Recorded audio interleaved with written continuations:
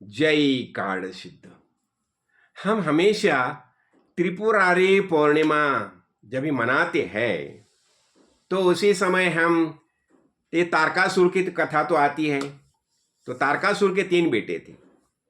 एक था तारकाक्ष, एक कमलाक्ष और विद्युन्माली। ये तीनों ने क्या किया? भगवान को प्रसन्न किया, तपस्या की, ब्रह्मदेव को प्रसन्न किया और उनसे वरदान में क्या मांगा? ये से त्रिपुर, तीन पुर, ये ऐसे आकाशगामी तीन बड़े बड़े विमान समझो, नगर समझो, ऐसे मांग की। एक सुवर्ण का था, दूसरा दूसरा रुपए का था और तीसरा ताम्र का था। ऐसे तीन पूरा और आकाशगामी थे, घूमते रहते आकाश में। और ये क्या करते थे? ये लोगों को भड़काते थे। देखो उसने क्या किया था, उसने ऐसा ही बनाया, वहां शिव मंदिर बनाया, वैसा ऐसा। लेकिन उनका जो ये था ना, ये हेतु क्या था? ये वैदिक परंपरा का ह्रास कैसे करना, यही उनका हेतु था और वही कार्य चल रहा था। तो अभी जब ये उनका उनका ये ऐसा कार्य चल रहा है और वे तीन पोर में सब जैसा स्वर्ग में सब प्रकार की सुविधाएं है, ऐसी सब प्रकार की सुविधाएं तीनों पोर में थी। और ये और उनका वरदान भी ऐसा था, ये तीन पुर का विध्वंस करना होगा तो तीनों एक ही लाइन में आना चाहिए, एक ही बाण से उसका विध्वंस हो सकता था। अभी क्या करना? अभी जब ही उन्होंने अन्याय अत्याचार शुरू किया तो, और ये सब जब ही शिवजी के पास चले गए, शिवशंकर के पास चले गए, ब्रह्मा विष्णु शिवशंकर के पास चले गए, उन्हें बता दिया कि देखो प्रभु, अभी ये कह इन्हें ये तीनों पुर का विध्वंस तो करना ही चाहिए, अभी कैसे करेंगे? और एक ही बाण से होना चाहिए। ठीक है, फिर क्या किया? ये सब सब देवता देखो, ऐसे कार्य में सब देव देवता इकट्ठा आ गए और ये पृथ्वी जो है उसका रथ बना दिया, चंद्र सूर्य है उसके चक्र बना दिए। हाँ, ये वेद है, वेद के घोड़े बना दिए। और जो धनुष्य बाण जो है, बाण में विष्णु भगवान का सामर्थ्य रख दिया।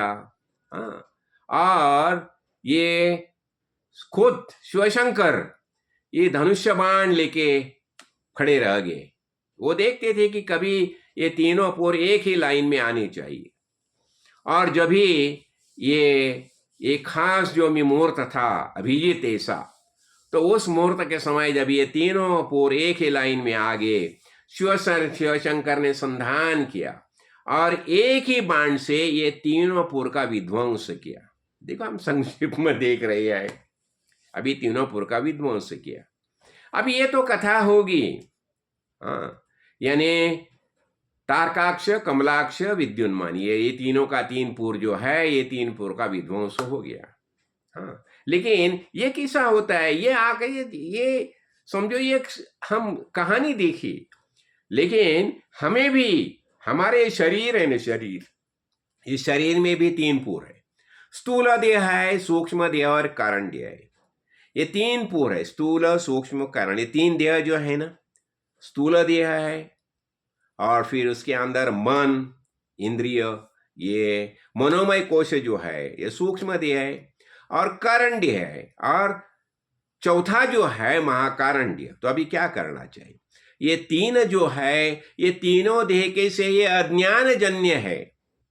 ये तीनों शरीर का जो निर्माण हो गया, देह का निर्माण हुआ, केवल शुद्ध अज्ञान के कारण हम ये तीनों को, ये शरीर जो है स्थूल देह ये अज्ञान है, सूक्ष्म देह ये भी अज्ञान है और कारण ये भी अज्ञान है। तो महाकारण देह की जो ज्ञान दृष्टि है, तो जब भी हमें वो ज्ञान दृष्टि प्राप्त होती है, महाकारण यानी ये कारण देह है ना, कारण देह यानी अज्ञान, स्थूल सूक्ष्म और कारण, ये तीनों देह जो है, ये पहले दो देह का कारण है कारण देह यानी अज्ञान। ये अज्ञान के कारण हम शरीर स्थूल देह मानने लगे, अज्ञान के कारण हम सूक्ष्म देह मानने लगे। हाँ, और ये महाकारण यानी महाकारण देह जो है, ये तीनों दो देह का निराश करने की शुद्ध ज्ञान दृष्टि है। तो जब ही ज्ञान महाकारण देह की हमें ज्ञान दृष्टि प्राप्त होती है तो स्थूल सूक्ष्म कारण तीनों दो देह का विनाश होता है, निराश हो जाता है।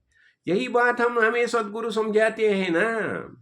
तो हमें क्या करना चाहिए? शुद्ध ज्ञान दृष्टि हमें विकसित करनी चाहिए। उसके लिए हम श्रवण मनन और निधिध्यास का आधार लेना चाहिए। और जब भी हम श्रवण मनन निधिध्यास करते हैं तो हमें शुद्ध ज्ञान दृष्टि प्राप्त हो जाती है और हमें पता चलता है मैं शरीर नहीं हूँ, मैं मन नहीं हूँ और ये सबका साक्षी मैं हूँ। यही हमारा निश्चय हो जाए और ऐसा जब ही हो जाएगा तो ये त्रिपुरारी पूर्णिमा मनाइए, ऐसा हो जाएगा ना। जय काड़ सिद्ध, जय काड़।